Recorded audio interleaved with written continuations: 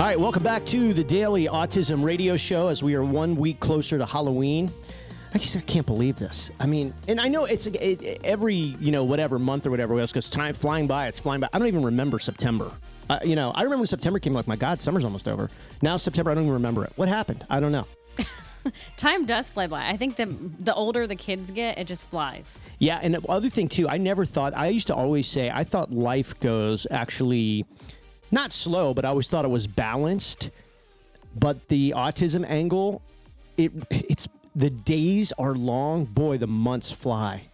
It's true. It's so bizarre. The days are super long. I think because you're in like really deep thought, but while you're thinking, you're also doing. So it's like you're thinking, which is like it's a slow process, but then, you're acting fast. You know what I mean? You're just like, there's things that need to be taken care of very quickly, you know, and when Cal's home and without a therapist, there's just a lot of things that we got to stay up on. We talk a lot about 24/7 care, which he needs. He's got to have somebody with him at all times. And that's, some young autistic kids need that and others don't. They have what they call levels when you get a diagnosis. And if you buy into that, then, some levels are, a little bit more independent and some not independent at all.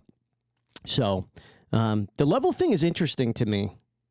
It's because Cal, and I've heard this before, when it comes to autism, he seems to kind of visit all the levels.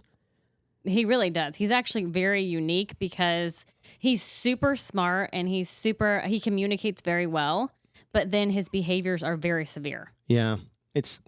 Somebody asked me the other day, I think it was on Facebook, and they were like, what level was your son? And I just was kind of like, here's the deal with the levels. Like, don't let that stay in your mind because, first off, you're diagnosed. Let's say you're diagnosed at, let's just say 3 or 4. Well, most likely the level you're at when they're 14 or 24, something's going to change. Something. Could be behaviorally something's going to change. Obviously, physically they're going to change. It could be a kind of thing where they're nonverbal and become verbal. So that's a change. It could also be a thing where they're verbal and become nonverbal. And so that's a change. I think sometimes with the levels, parents hear that and they're like, okay, that's the level. And it's like, but Cal kind of visits all the levels. It's kind of interesting. And I've heard that before. That's not like it's totally unique to him, but I've definitely heard that before. Well, and just so everybody knows, he was diagnosed at level 2. Yeah, that was a cliffhanger. I probably needed to. Yeah, he was diagnosed at level 2 at 3 years old. But as far as the levels go, him at 3 years old is very different now with him at 6 years old. It's much harder, and it's the same level. That's a good way to put it. Like what level 2 looks like at 3 years old, level 2 looks much different at 6 years old. That's actually a good way to put it. Yeah. It's much harder than I ever expected it to be. I think, and this is just kind of, medical, science, they try to put it in a box. So it's easier for us to understand, 1, 2, 3, 4, 5, first place, second place, third place, whatever. But when it comes to this and neurodivergence just as a whole, that can be very tough to understand. It is not as simple as first place, second place, third place. It's just not. And so when people talk about levels, sometimes I'm kind of like, be careful, at least for me, to how you buy into that. Because if you start Googling a certain level of autism in your mind, you're like, okay, so this is what I'm working with. Right, that's what you're working with right now, maybe. But double the age, double the weight, then things change. The ability to do things, the strength, the stamina. Your child sleeps this much now. Well, in 3 years, they might sleep double or half of what they're sleeping now, because that's what happens with autism. Yeah, so diagnosed at level 2, they told me if you do not get therapy, then he could be severe. And if you do get therapy, he can progress, And we have gotten therapy from day 1. Tons of therapy, the most amount of therapy we can get. And he goes back and forth, regression, progression. I mean, it's like a balancing act. Yeah. And a roller coaster. Yeah, I mean, I think I would say, for the amount of therapy, I mean, would we have hoped that there would have been we'd been a little ahead of the game where we are now? Yeah. Yeah. But I'm like, this is what we're dealing with? What if we didn't get therapy? Well, and my gosh, I can't even imagine. And so that is that's the comeback of the medical community, or not necessarily medical, but medical, but also the therapy community is, well, imagine if you hadn't done anything. Now, of course, you don't know what would have happened because we did everything. So you don't really know, but at the same time, it's the saying, no risk it, no biscuit, right? Like, Right. you know, do the 40 hours, drive all over the place, sacrifice so much of your life that you had before to be in these therapy centers and to have therapists multiple at a time inside your home, cancel, you know, a bunch of events that you usually would have done because, you know, it's not good for him to be in those arenas. And, you know, I mean, for us, it was an easy decision, right? Like, we're going to try to get him to a place where he can be healthy and happy all the time, because he is healthy and happy much of the time. But the times that he's not, it's, you know, it's kind of another world. And so the level thing is interesting. We should probably do a separate podcast on just the levels in general. I think it's kind of interesting. That's kind of something too that I wonder, like, when was that updated? Like, you know, is there a modernized version of levels? Sometimes I see 3 levels. Now I'm starting to see 5 levels. What? Yeah. Wow. So you got to kind of, but again, that could come from some new age, you know, therapy. I don't know. I mean, you don't know where it comes from. So. And then they took away Asperger's. When he was diagnosed, they had taken away Asperger's. They didn't. They merged it, but they don't say it anymore. Right. Right. But it's, yes. What I do hear some of the neurologists say is it's more of the Asperger's version of autism. Right. You know, so it's sort of like, okay, but I don't know. You listen, you know, the word stuff, the word police, the word cops out there, it's so bad what you can and can't say now when it comes to autism and parents. And I try to tell these people who are promoting word police, like, you are promoting that to the wrong crowd. The autism parent, we have no time. We have no time to get into your this is the one I got the other day. This woman went off on a tangent. I didn't even block her from social media because I was like, how much more are you going to write? She just kept going and going and going. Her thing was, it is so offensive to say your child has autism. It's your child is autistic. Stop labeling. You're causing depression and other. I mean, just on and on and on. Well, guess what? Cal doesn't even know what that means. So I tried to like. First off, I didn't. You know, what's great about social media is the hardcore loyal tribe jumps in for you. I know, you know, it's nice. Yeah, you can just sort of sit back and, you know, whatever. And I do think 90% of the time, the people who write this stuff, they wake up the next morning and they go, why did I do that? Why did I go crazy on social media? You know, I probably look crazy. Not probably, you do. But it's just like we don't have, okay, whether he has, by the way, in this same group of people, it's so funny because a lot of them are the trust the science, you know, let's say the science. The doctors say he has autism. yes. The neurologists say he has autism. You know what I mean? It's like, that's like, where do you think we got that from? You think we made it up? No. And sometimes people say, oh, he's autistic. But as you're going through the process, they can't tell you he's autistic. They haven't made a diagnosis yet. So they're trying to say, we're trying to determine if he has autism. Those are the doctors saying it. Right. You know what I mean? It's like, and then you say that, and then it's a totally different, because, you know, for the last several years, a lot of the mantra is trust the science, you know, follow the doctors. Until the doctors say something that they don't want to hear, then it's like, oh, don't listen to the doctors. Yeah, those same people are Miserable. complaining on everybody else's page Miserable, too. Yeah. I say all the time, I was like, so you pay for a phone, you bought a phone, then you pay for a phone, then you got to pay for internet, and this is how you're using that money? This is what you're using that money for that phone and paying for internet and Wi-Fi? This is what you're paying for to get on social media and just trash people? I can't even imagine being in that negative like mind frame. Oh, I know. You know what I mean? It's and to know that, like, your opinion is not anyone else's reality, or maybe they don't know that, but that is the fact, right? Nobody's opinion has ever become somebody else's reality. I mean, unless you're letting it happen. But right. Who would do that? Who would say, okay, I'm in my Facebook feed. Oh, this person said that.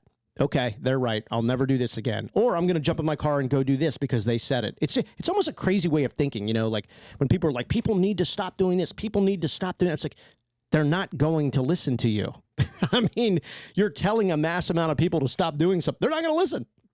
They're not going to listen. You know? So it's... The biggest thing for me when I realized that people are like that was when I posted a picture of an Uncrustable. Oh, boy. This... Which, by the way, they give you Uncrustables at the public schools for lunch. Yeah. So their child's eating it too. Yeah, so the Uncrustables, you know, the peanut butter and jelly, the frozen peanut butter and jellies, you know, it's one of the things that Cal loves. And it's, again, he's he's all over the place. He loves Uncrustables. He's also obsessed with broccoli. You know, Yes. he can't stand fruit juices or sodas. He would prefer, the only thing this young man will drink is water. That's it. Yes. That's it. I mean, imagine only drinking water for the last probably 5.5 years of your life. I think for a little while he had a juice here and there. And he drinks a lot of water. And He's lot very of it. hydrated. Yes. I mean, those diapers come off soaked. I mean, they're like 8-pound weights when they come off them. You know, Yes. he can really go. But And Uncrustable isn't the healthiest thing to eat, but I've tried to do the cookie cutter thing to make him a perfect one that's healthy. He knows the difference. And I did a video just posting the Uncrustable saying, if there's any little mark on it that's out of place, then he won't eat it. These people went crazy. And those are the same people that are ordering McDonald's, okay, and drinking soda. And by the way, they talked about how, you know, it wasn't even real food and da-da-da-da-da. But those are also the same people who are gobbling down countless pills every day from their doctor. Yeah. And if you just read, and they won't, nobody will, but read what are in some of these pills. Right. It's crazy. The side effects. It's unbelievable. It's just like, oh my gosh, it's crazy. But yeah, it's funny how it works. And, you know, a lot of people don't realize, you know, it's like you get these, you get all these prescriptions and stuff. And, you know, meanwhile, have you ever heard of the industry pharmaceutical sales? Typically very young people who travel all around to doctors' offices. It's called pharmaceutical sales. Right. Sales. It's like selling a car. It's like selling solar. It's like selling a roof. Okay. They are trying to get the doctors to give you this medicine. They're selling them on it. Well, what would they do to do that? Well, believe it or not, sometimes these doctors go on cruises. They go to resorts. They go everywhere. It's sales, right? So it's like, you know what's funny though? When you go to when you go to the farmer's market, the farmer doesn't rush up to you and say, listen, these blueberries and strawberries and this turmeric, I mean, I'm telling you, buy it now. And if you buy it now, I'll tell you what I'll do. I'll give you a couple bucks off. You know, they're not selling you. Right. You know, you get what I'm saying? Yeah, which turmeric, by the way, is very good for you. Very good for you. Yep. Yeah. So anyway, that was a heck of a tangent. But yeah, I just, you know, it's just the same people that say, and the thing about, you know, autistic kids, I'll get a bonus point there because I said autistic kids and not kids with autism, is that they have appetites that are usually very focused. There's a few items, and usually that's all they want. And a lot of those comments that you were getting were like, oh, don't let your kid run your life. And it's like, but you don't understand. It's not running our life. That's not what this is. Or if your kid won't eat it, let him starve. It's like, are you kidding me? If you're letting your kids starve, you have a problem, okay? But then those are the same people who watch the news, and there are evil people out there who you've heard about it. Yeah. Whose kids will be in a basement and eat one time a week, and they're like, electrocute them. That's disgusting. You know what I mean? Yeah. But it's like those are the same people. It's mind baffling. And everyone's like, oh, I hate social media. I'm like, I don't know. Here's the thing about social media. It's kind of neat to see everybody for who they are. You know, I've used this saying for years, never interrupt somebody when they're showing you who they are. Right. Which is another reason why I don't agree with all the censorship and stuff, shutting people down. And why? I thought everybody wanted to see what everybody was about. Now we don't want to do this. This makes no sense to me. Right. You know, shut them off, take them off these platforms, take their Twitter account away, do this. Why? I thought the point is to see what people stood for. I thought we wanted to know. Now we don't. That's hilarious because one person said cancel me because of the Uncrustable. Let me tell you, autism, I would have never, I was talking with my buddy about this a week ago, and he can't believe it, right? And this is a buddy of mine. He's been in the media business for longer than me, I think 25 or 30 years. And he's like, he follows some of my feeds and stuff, the channels. He goes, I cannot believe the tension, the arguments, the political sways back and forth. He goes, autism. I said, oh, man, you have no idea. I said, it's just, you know, and I said, we really focus on the family aspect of it and the parents of it. You know, I don't really get into the political realms and, you know, this and that. You know, the fact of the matter is that's not going to help our son or help our family. And so I really don't care. Now, from time to time, sure, I'll go down a channel feed and kind of read what's going on. And if it's related to autism, and I think it's cool. But I am shocked at how autism has become a segment, a category where people go to argue with each other. And I'm like, that is because these young kids with autism, many will never have any idea about all of this. Right. You're literally changing nothing. I mean, nothing. Interesting. Let's say hi to our title sponsor, Tracy Slepcevic. She is the Warrior Mom, and her book is called Warrior Mom. You can get it at warriormom.org. We were one of the first people in the country to read it. A guidebook for parents. This is what I love about this book. It's like, here's what to do. So often I'll read a book, and I'll get halfway through, and I'm like, I don't even really remember what I read. It's just kind of, I don't know. It was very like neutral. I just couldn't remember. But Tracy makes some really pointed observations about her research, a mother's journey in healing her son with autism, the underlying conditions associated. She really worked hard. So that's warriormom.org. Also, Tracy has created the first ever, very excited about this, Autism Health Summit. It is coming to San Antonio, Texas in February, first weekend in February. autismhealth.com. If you're interested in getting tickets, I really would say if there's one thing lacking in the autism category, industry, whatever you want to say it, it is definitely, I think, these summits to get parents together and learn. And Tracy kind of realized that. And so that's why she's creating this, autismhealth.com, to get tickets. That should be really fun. San Antonio in February at a really cool resort. So get your tickets there. Okay, like we said at the beginning, we were talking about October and it's flying by, which means Halloween is on tap in just a few weeks. And Halloween and families of autism, this is really dynamic. I'll tell you something I'm hearing in all the conversations on social media. Halloween seems to be a more favorite holiday than Christmas for a lot of these families of autism. And the reason why, what a lot of people are writing, is for some reason Santa Claus is scary. Yeah. And Cal was the exact same way. It was just Santa was a scary guy to him, but he loves Halloween. Yeah, he does like the Christmas lights at Christmas, but not really the tree. He doesn't like opening presents, No. but Halloween is his absolute favorite holiday. Yeah. The presents are a big deal. The tree he did not like. I think, too, with the presents is he didn't like the chaos of Christmas morning. There was a lot. Yeah, he doesn't like to see wrapping paper everywhere. He doesn't like to see a bunch of presents. We actually give him presents leading up to Christmas because he only wants to open one that day. He doesn't want to open 10 or whatever. You know? And the noise of the wrapping paper being Ooh, I never thought about that. Oh, I kind of always noticed that. Wow. I don't think he cared for that. Even ripping boxes open. And some Christmas presents just make noise on their own. And so you've got all of this stuff. He does like Christmas music. Yes, he does. Sings the songs. I mean, the last couple of years he's gotten into that. But he loves Halloween. I mean, just loves I don't know if it's necessarily the costumes, but more of just kind of what comes with it of I don't know. It's he almost, he likes being scared. Because if you remember, we would say, Cal, do you want to get scared? Boo! And he would start cracking up. Right. He kind of like really liked that. So I think he likes the exhilarance of like, wow, like that's scary. And I think it gave him a lot of that rush of emotion that he liked. Well, and he likes the process of it. He likes going up to the door, saying trick or treat, getting the candy, then going to the next house and doing the same thing. He does. Like the repetitive. Yeah. He kind of really, he likes that.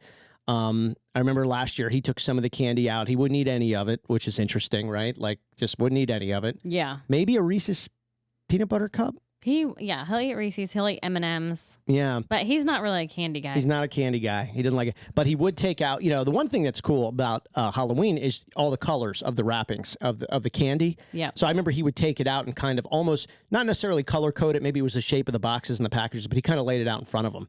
I think he kind of liked that. It was almost like a puzzle kind of. Yeah. So he's much bigger now. I'm not sure how this year's going to go, but he did say he wants to be a skeleton. Yeah, he loves skeletons. Yeah. Loves them. And my theory on that is he loves teeth. He loves teeth. And so I think you'll never see a kid, we get you get those weekly newspapers. Right. like the Beach Bee, and every community's got their own little community paper. It's like a once or twice a week paper.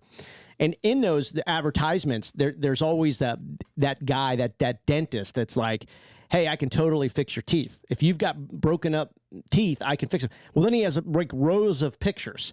And in like 2 of the rows, it's like the worst teeth you've ever seen. I'm almost like, this can't be real. Like, these are fake teeth, you know. And then next to it, he's got like what he can do and to make your teeth like amazing, A+. And Cal, listen, he doesn't care about comic books. He doesn't care about, like, he's not like stuffed animals, nothing. You give him this teeth advertisement, he will sit there. He'll count the teeth. He'll say, oh, no, broken teeth. The other day he said, oh, no, these are the most broken teeth I've ever saw. And then there was like this perfect mouth, like the perfect teeth. And he said, happy teeth. Happy teeth. And then he would start counting them and everything. And it's like, that's, you know, you got to find those moments like, hey, that's autism for him. That's him. Yeah. Like a teeth advertisement will keep him captivated and happy. I could collect all of those and hang them all over his room. He would love it. And somebody would walk in the house and go, you're a psychopath. Yeah. You know, they would like, oh my God. They would look at me and say, you're a psychopath. Why are you hanging up pictures of teeth everywhere?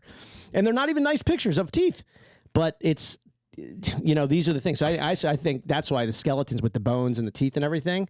I don't know. That's just my guess. I don't know. Well, and the whole teeth thing started when he started liking Baby Shark, and it's like Shark he saw teeth. their teeth. Yeah. Yeah, shark teeth. That is funny. He's always had a teeth. I mean, I remember for a while, he would actually come up to our mouths and lift our lips up and look at our teeth and count them. It was very, it's very. Well, and I thought when he started losing his teeth, it would be an issue, but it's not. He's very good about like letting you pull out his tooth, or he'll pull it out.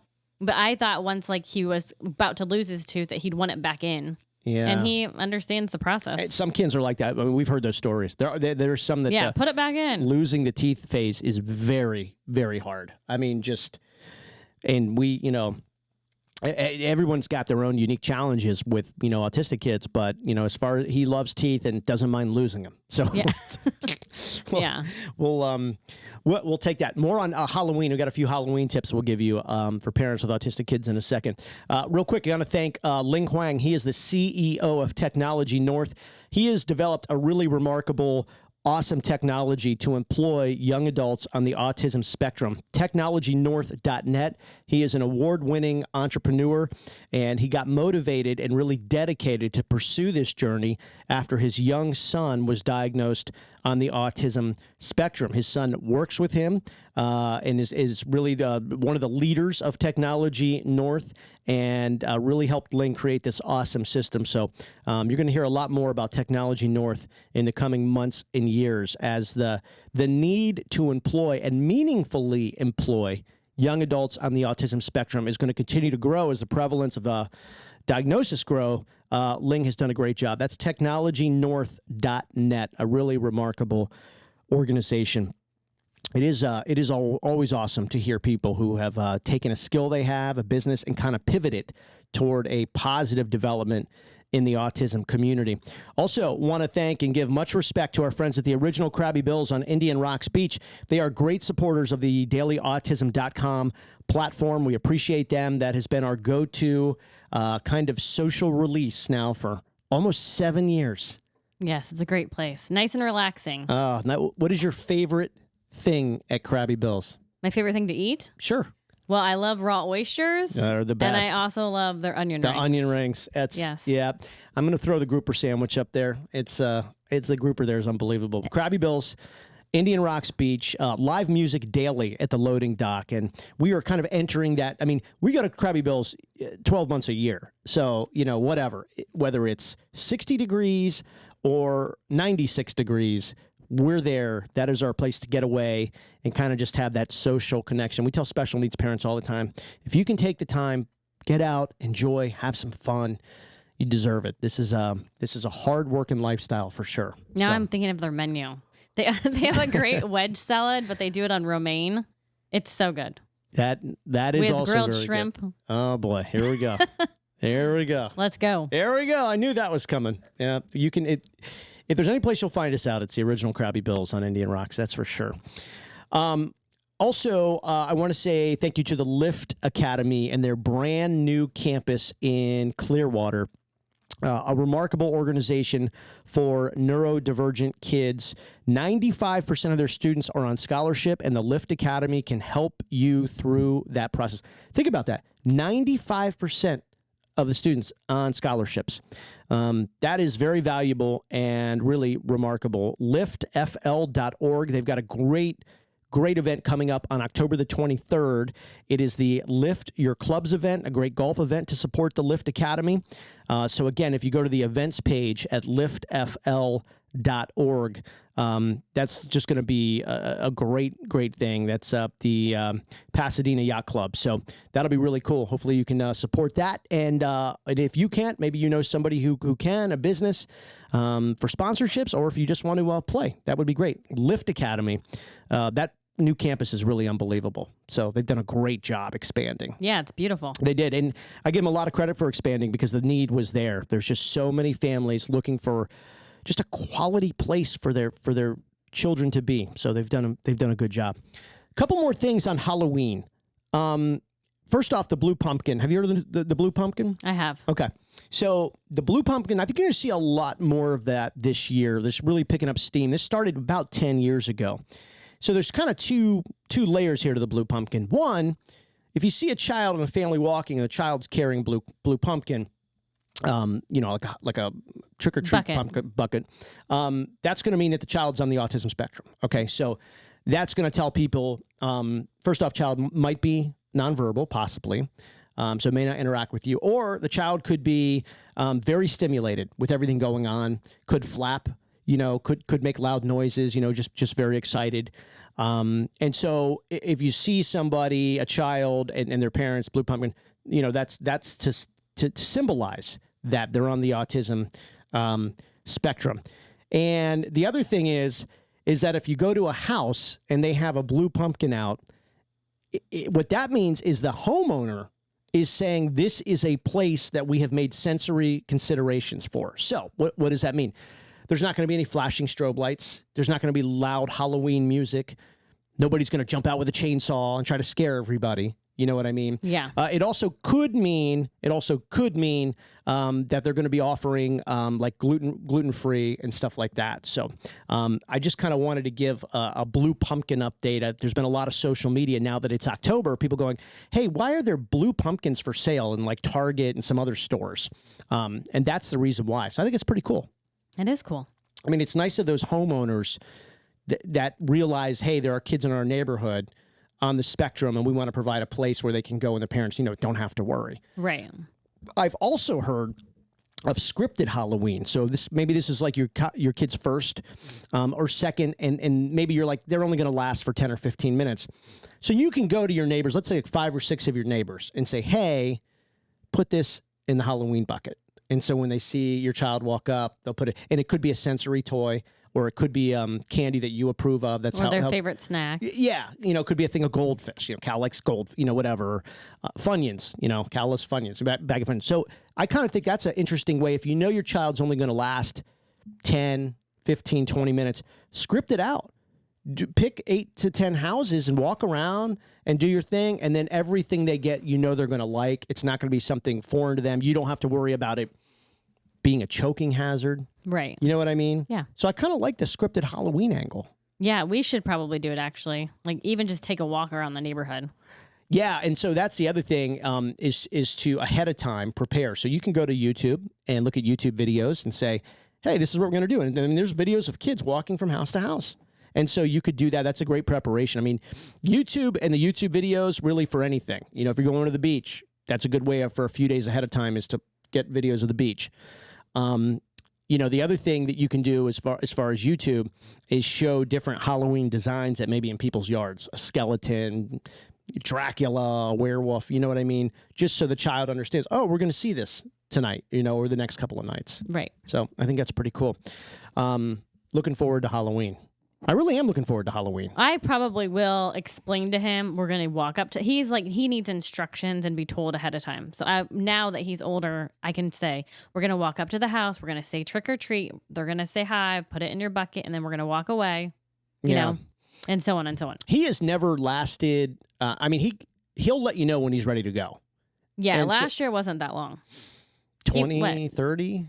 I would say 10 to 20 houses. I mean, we have a pretty big neighborhood. Yeah. I would say like 20 to 30 minutes. Yeah. I think we were in. He did have a problem transitioning to leave the house because if he likes something, he doesn't want to leave. Yes. So he would go to a house where he either liked some people are dressed up when they're giving away candy, and some of them he really liked. Yeah. Or some of them had decorations that he liked. He didn't want to go to the next house. The funniest thing, this is kind of gross, but he went up to a house. We were like, pick a piece of candy. And he goes, I am picking my nose. Oh, yeah. I remember that. And I think that was the last house we went to. Yeah. There's no honesty filter with Cal. He'll just let you know. It was pretty funny. I am picking my nose. I think a lady said, well, thank you so much for telling me. Oh, my gosh. Yeah. Well, that's the deal. That's kind of what we get. A couple other things that we wanted to talk about. We had that federal national alert this past week, where the federal government was like, hey, we're going to send alert tones in case there's ever like a huge national emergency. We're going to be able to like get into your phones, your TVs, your radio via cellular and be able to like, communicate with you, either give you a text warnings or, a broadcast warning. And it starts off with this very high-pitched noise, kind of like when the Amber Alert goes off or the hurricane alerts go off on your phone and everything like that. Well, the thing about that is, and this is something that otherwise, I would have never thought. Would you have ever thought about this in the past? No, and I thought it was going to be worse than it was. But I was the only one with him, and I was happy that I was with him. Yeah. And so, with a lot of kids on the autism spectrum, these jarring noises can... this is what I was trying to explain to people on social media yesterday. I did a video about it, and, it's just you get that group of people that were coming just literally making fun of these kids, and what they don't understand...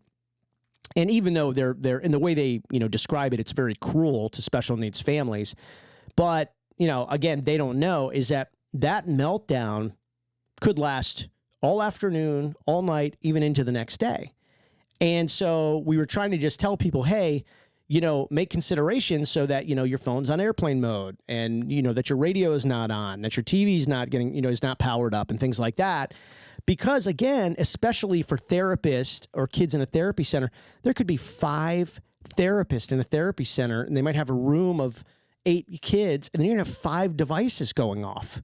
I know. That's why I was happy it was just me with them. Yeah, you could have a classroom, an ASD classroom. The TV might be on. They might be watching a cartoon or something, and then that could go off. You know what I mean? Yeah. So it's like all of these things that, like, as a parent, with an autistic child or some families who have, children who are autistic, it's like you've got to, these are the things that like you have to think about. Our other 4 kids, whatever. That this was something that was not going to affect them at all. Our kids were actually told in middle school if anyone's phone went off, it would be taken away. Yeah. Well, because they're not supposed to have their phones. They're not supposed to have their phone. They have a policy. And so, yeah, that's actually... It's funny in that regard. They should probably do it every day to see who has their phones. They should have an alert, and they don't tell the kids when it goes off. Right. It's sporadic every day. My God, where would they keep all the phones? Those kids are all carrying phones. You know what I mean? Yeah. I guess you're allowed to carry it, but you can't use it. Yeah. If that makes any sense whatsoever. They still use it. They still find a way to use it. Oh, our kids text us during the day. They do. Well, sometimes they'll say that the teachers will say, if there's 20 minutes left of class and they got all their work done, everybody got a good grade, they'll say you're allowed to use your phones. Yeah.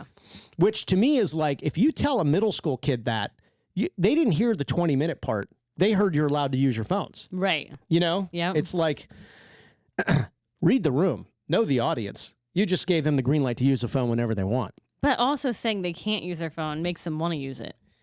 Yeah, and I also think, too, like, in 2023... it's not about limiting the phone anymore or like prohibition on the phone. It's too late. That era came and gone. The phones are with everybody. They're not going anywhere. I think they got to find a way to incorporate the phone and not make this a thing. Even in colleges now, and with everybody taking remote classes and everything, these professors are encouraging you to be on your phone, to connect with them, to communicate with them, to do these joint meetings with other students and joint projects. It's all on the phone and video. Right. I think it's like this stance of like hide your phones. We're anti-phone. We're not doing phone. That battle was lost when the iPhone came out. That's when that battle was lost. Right. You know, and by the way, when you get your kid a phone, I mean, it's lost. So don't get your kid a phone until you're ready. And if you're one of these people that all technology is bad, well, fine. I mean, you can live in that cave, but you know, until you can't anymore, right? You know, I love getting messages from people, you know, about my stance on how social media can be a good thing. Technology can be a good thing. And they're bashing it while writing me a message on Facebook. And I'm like, well, what do we have here? You know what I mean? That's funny. Yeah. So it is kind of interesting. I've always said, I mean, I think, you know, cancer, I hope will be cured on it'll be cured on a screen. It'll be these researchers on screen studying these biometrics of DNA and cells and everything. You know what I mean? Learning more about autism will be on screens, you know, with this magnetic imaging and how artificial intelligence will be evaluating images and stuff like that. We hear about these things and we just assume negativity and control and corruption. And of course, there's going to be bad actors because there's bad actors with everything. Right. You know, there are people who ripped you off by using a tractor. You know, they didn't put the blade down as far as they could have, so they had to come more often and charge you to cut the grass. I mean, people, you know, that's been happening forever. Right. You know what I mean? It's like, I don't know. It's just, it's like we hear these things and it's all negative. I mean, it's funny. Cal is on his screens a lot. That's what he does on his downtime. On his downtime. Which he deserves downtime because he has a lot of therapy. With his therapist, he's not on his screens. He's doing lifestyle stuff. But here's the difference. On his screens, he is like an anthropologist. He's studying extinct animals. He'll come up and tell me, this is the red-tailed, then some word, moose squirrel or whatever. And he'll go, and it's extinct. And I'm like, wow, I didn't even, you know. He told me a name of something the other day, and I'm like, I couldn't understand him. A lot of these species have like scientific names. Like we'll just get, you know, raccoon, bat, zebra. But then there's all these like scientific, you know, names in different kind of sort of like intraspecies of that species. He knows all the names. He knows if they're extinct or if they're still alive. It's incredible. And so when people are like, oh, get that iPad out of his face, it's like he's actually learning more today than you have in 20 years. And he remembers all the information because that's how the autistic mind works, at least his. You know what I mean? So it's like, it's just so interesting, you know, how you hear people talk in typical society, neurotypical society, which we love neurotypical society. I'm typical, you're typical, our father kids are typical. We love it. We're a part of it. You know, this is not picking one or the other, but I do enjoy the fascinating part of the neurodivergent brain and what he's able to do. Sure. Are we sad sometimes that he's not able to do other things? Yeah, of course, obviously. We want to participate in those things, which he can't, and it's challenging for him and sometimes upsetting for him. But it doesn't mean that you see a kid with autism on an iPad and the assumption of, oh, you guys just gave up. It's like, you have no idea what's going on. Right. And then he has me type in YouTube, prehistoric size comparison rabbit. Yes. He like picks what topic? Rabbit. Yeah. Prehistoric size comparison giraffe, you know. And he knows them all. He's so very smart. And then he uses his Play-Doh and his fine motor skills, and he makes these animals. Yeah. It's incredible. It really is incredible. And, you know, the other thing about it, too, that I love is it's all different species and sometimes different continents. So he will actually go to these videos. Well, they'll highlight the continent, and then they'll have like one species, and they'll compare it to another species, and they'll identify all the differences. And he's like consuming this. I was not a good student. I mean, I just wasn't. And I'm watching him do this, and I'm like, I mean, you're better than I was in high school when I was like actively studying this stuff. Right. You know what I mean? I thought it was really good. The hardest thing, though, is he finds his video, and he wanted me to find this specific video of hippos, and I could not find it. Yeah, the hippo thing is really, he loves learning about hippos now. Yeah. 2 weeks ago was rhinoceros. Right. But yeah, I tell you, I really recommend to parents, you know, you can find these videos on YouTube that are really fascinating. And I mean, it's really positive stuff. It's interesting. Our other kids even have gotten into it. They're watching it with them, you know, and he's using words that I mean, we don't understand them. They don't understand them, but it's just funny. But there's a lot out there. And It's not all bad. it is not all bad. So, to the people that just make those general assumptions, I think maybe those people just make general assumptions about everything. I do too. You know what I mean? And you sort of just have to go, Yeah. Don't let it bother you. Here's something, we're talking about technology and everything that's really cool. Angel Sense, the Angel Sense technology, these are these GPS trackers and even more, really assistive technology in protecting your child, giving parents peace of mind, adding that extra layer of protection and security. They have these devices. We have two now. We have a tracker and we have a watch. And these are the real-time satellite imagery. To be able to put this on Cal and be able to track on your phone through the Angel Sense app in real time exactly where he is incredible. And even beyond that, the Angel Sense allows us to tap in and hear the audio of his environment, which I love. It's incredible. And beyond that, we could communicate with him through voice, and then he could communicate with us back if he needed to. Again, this is another example of people who just are, really resisting technology in all facets, whether it be social media, whatever. This is kind of like unbelievable. And I got to tell you, you just go read the reviews on Angel Sense. You can go to angelsense.com of the parents. I talked with a woman, her son went missing, and they were able to track the real-time coordinates of where exactly he was. That's amazing. I mean, and a lot of kids go missing because of the eloping. And so that's really a big deal. So it's been a really kind of fun and interesting, eye-opening, I guess really kind of adventure going through this app with Angel Sense and everything it can do. And it'll be cool one day when Cal's able to handle the watch.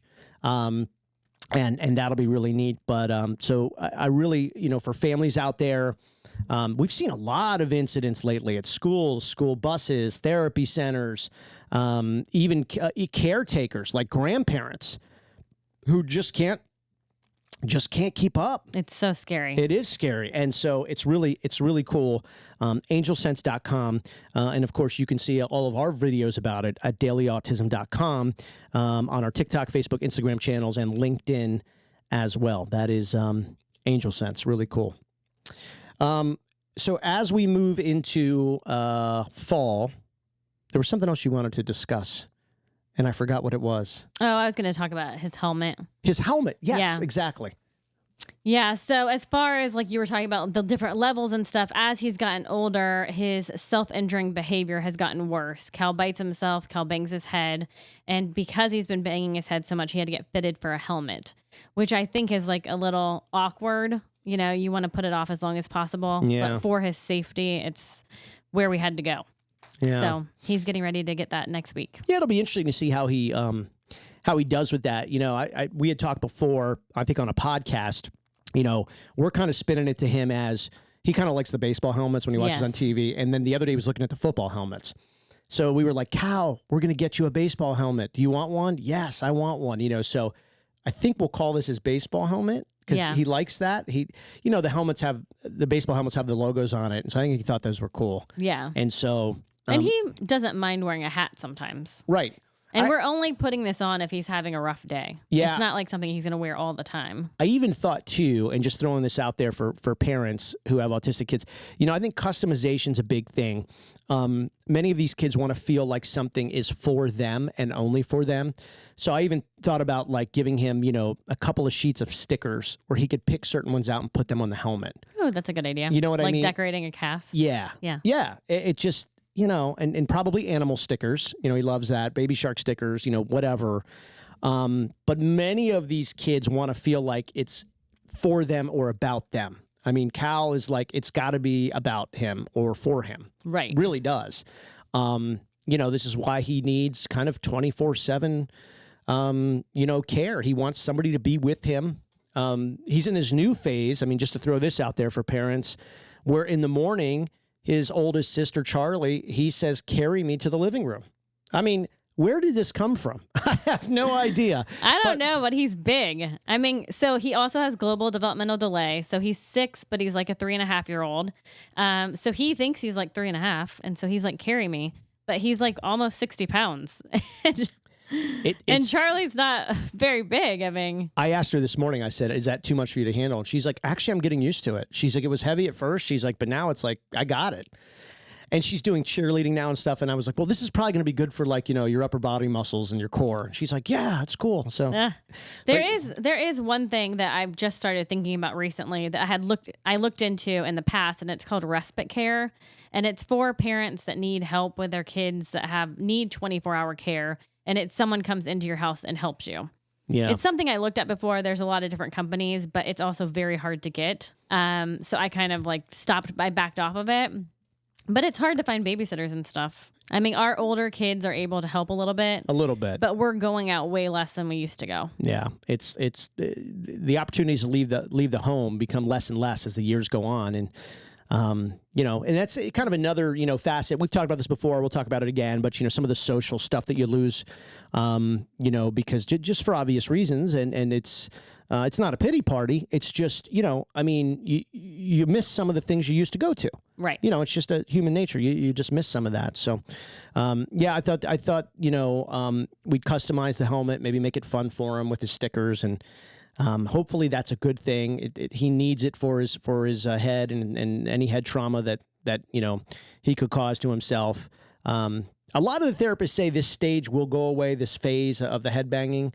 But things come and things go. I mean, he did do it when he was little, and then it went away and came back, but now it's just worse. Yeah. We've gone through phases where it's like we thought we were really close to potty training.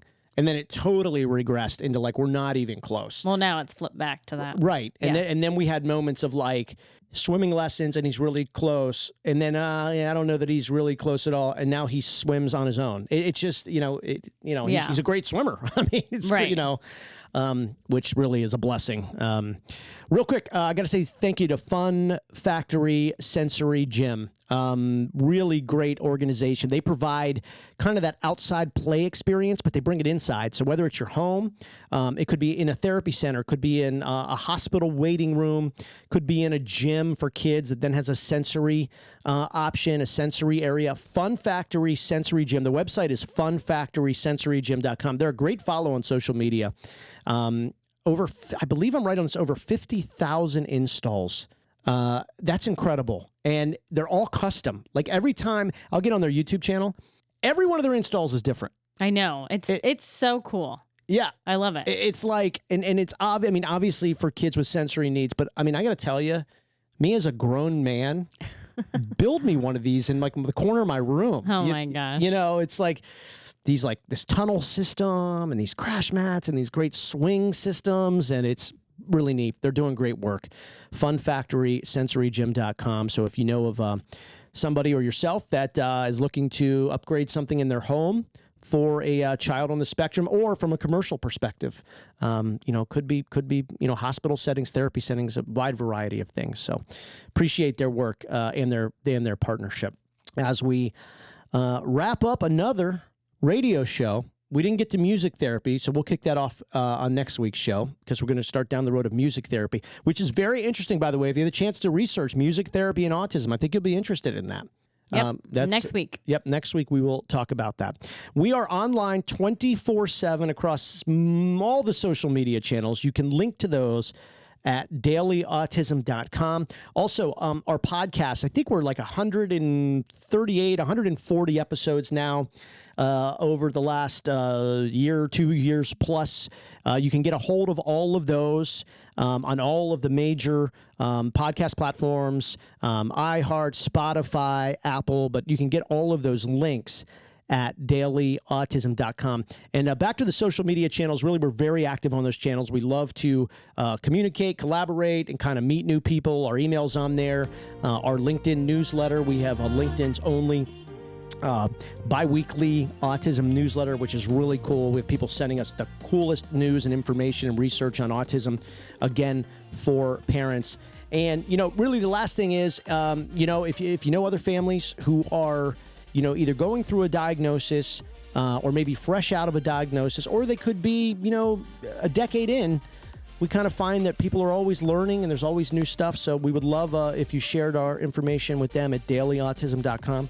And once in a while, Melissa will even show you some of her cool recipes on Facebook or green juices that she's making. Well, and you get to see Cal on Facebook. You get to see a lot of Cal video on Facebook. And TikTok is a very good resource page for people. It is. So you can link to all those at dailyautism.com.